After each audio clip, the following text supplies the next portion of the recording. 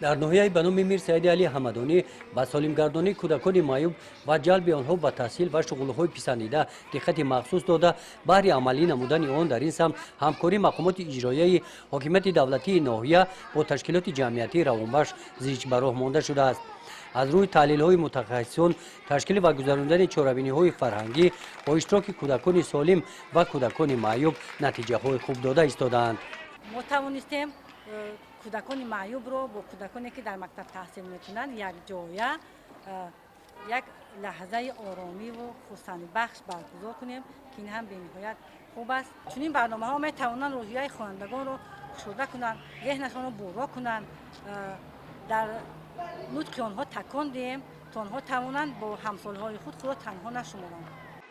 در همایش نوبتی که تحت عنوان سفربرکنی جامعه برای فراگیری اجتماعی در مرکز ناحیه برگزار گردید، کودکان زیاد از جماعت‌های دهات ناحیه اشتراک کردند. چاره‌بینی با بخش آزمون‌ها جالب و خاطرمان گذشت. در بخش رسمی بهترین قرائت شعر، رقص زیبا، کودکان هنر و مهارت خود را سنجیدند.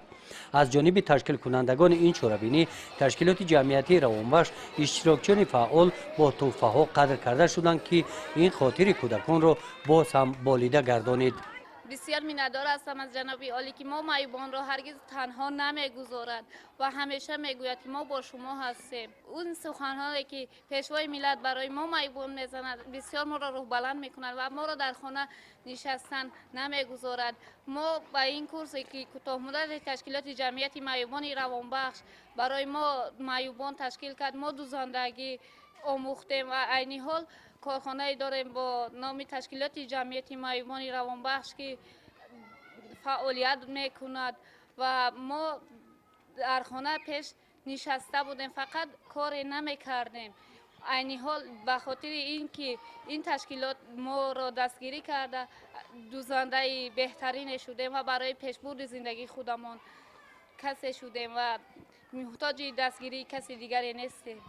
همین گونه چاره‌بینی‌ها در دیگر جماعت‌های دهات ناحیه گذرانده می‌شوند. گزارش خواجه نظریف خدای نظر ظهوروف از ناحیه به نام میر سعید علی حمدانی برای برنامه اطلاعاتی نوید.